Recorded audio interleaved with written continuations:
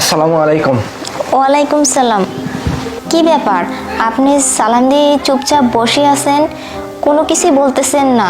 আপনি কি আমার ঘুমটাটা তুলবেন না? এখন থেকে আমি তো আপনার বউ, তাড়াতাড়ি ঘুমটাটা তুলে আমাকে দেখুন। আমি আপনার মুখটা দেখবো তা তো ঠিকই আছে, আসছি আপনি আমার বউ সেটা তো আমি বুঝতেছি, কিন্তু তারপরও তো একটা কথা থাকে তাই না? আপনি যদি আন্দাজ করে বলতে পারেন আমি আপনার মুখটা তুলবো, কিন্তু তার আগে আপনি যদি বলতে পারেন যে আমি মানুষটা কেমন, দেখতে কেমন, এটা কি আপনি বলতে পারবেন? না না, আমি তো আপনাকে দেখিনি, আর কিভাবে দেখব বলুন? আমাদের সমাজে একটা নিয়ম আছে, আগেই না ছেলে মেয়েদের মুখ দেখতে নেই, আর আমিও আপনাকে দেখিনি বা আপনাকে চিনিও না। না, তারপরেও এই মনে করেন যে আমার বডি ল্যাঙ্গুয়েজ অথবা আপনি আমার কণ্ঠস্বর শুনে কি বলতে পারবেন না আমি মানুষটা কেমন? দেখতে পারেন নাই ঠিক আছে, আন্দাজে একটু বলতে পারবেন না? না না, আসলে আপনাকে তো আমি আগে কখনো দেখিনি। আর শুনুন না, অনেক রাত হয়ে গেছে, আমার না অনেক ঘুম পাচ্ছে, এবার আপনি আমার দয়া করে ঘুমটাটা তুলুন না। ঠিক আছে, ঘোমটাটা তুলবো, কিন্তু তারপরে তো একটা কথা থাকে তাই না? আপনি আন্দাজেও কি একবারও বলতে পারবেন না? না, আমি না বলতে পারবো না। একটু চেষ্টা করে দেখেন। ও, বুঝতে পারছি, আপনি না আমার ঘুমটাটা তুলবেনই না, আমি নিজে তুলে নিচ্ছি। আপনি? না না, ঠিকই ঠিকই তো। কি হলো, থতমত খেয়ে যাচ্ছেন যে? বলুন বলুন, হ্যাঁ আমি কে বলুন। না মানে আপনি আপনি কে? আমি তো কিছুই বুঝতে পারতেছি না। আমি কে? আপনি কিছুই বুঝতে পারতেছেন না? আপনি কিছুক্ষণ আগে আমাকে বললেন যে আমাদের সমাজে একটা নিয়ম আছে যে কিনা বিয়ের আগে ছেলে অথবা মেয়ে কেউ কারো মুখ দেখতে পারবে না। তাহলে আপনি কি করে বলতেছেন যে আপনার সাথে না কার সাথে আমার বিয়ে হয়েছে?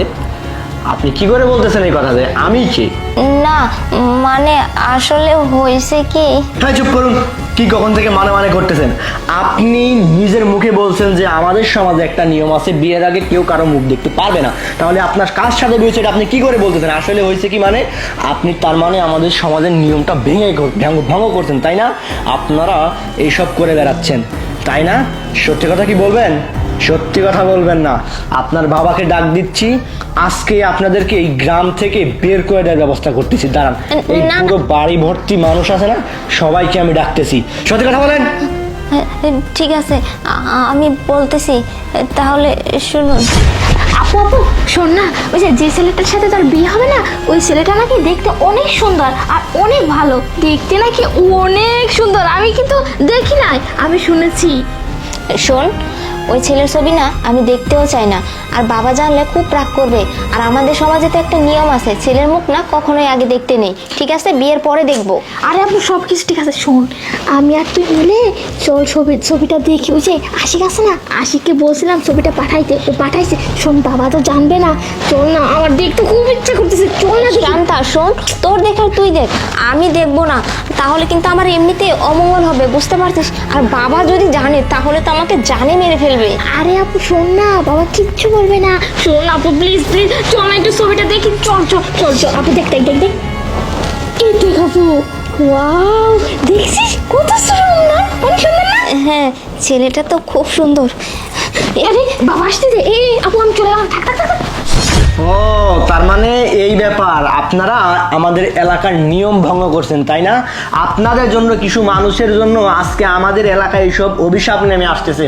আপনারা নিয়ম শৃঙ্খলা মানেন না, আপনারা আইন কানুন মানেন না। আপনি বিয়ের আগে আপনার স্বামীর মুখ দেখছেন, না হলে আপনি আন্দাজে কিভাবে এখন বলতেছেন যে আমি আপনার স্বামী নই? আপনাদের তো খবর আছে, আপনাদেরকে দেখে নিচ্ছি আমি। আপনার স্বামী আর আপনি বাসর ঘরে ঢুকার সময় সেই জন্য তো আপনার স্বামীকে সরিয়ে দিয়ে আমি এইখানে ঢুকে পড়ছি, যাতে আপনার মুখ থেকে সত্যিটা আমি টেনে বের করতে পারি।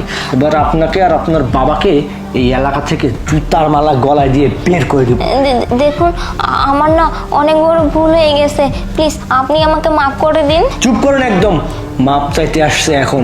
যেটা করছেন সেটা অন্যায় করছেন। আপনার বাবার এই দলকে ডাক দিন, আমি ওনাকে এখনই এলাকা থেকে বের করে। শুনুন, কে কোথায় আছিস রে? আমার বাবার না কোনো দোষ নেই, যা শাস্তি দেওয়ার আপনি আমাকে দিন প্লিজ। আপনার বাবার দোষ নেই তাই না? আপনাকে শাস্তি দেবো, আপনাকে কিচ্ছু বলে লাভ নাই, আপনার বাবাকে শাস্তি দাও। কে কোথায় আছিস? সবাই বেরিয়ে আয় তো, এদেরকে এখনই এলাকা থেকে বের করতে হবে। শুনুন, আমি তো বলছি আমার না ভুলে গেছে, এবারের মতো মাফ করে দিন। এই চুপ, কান্না করবেন না, রেডি হন এলাকা ছাড়ার জন্য।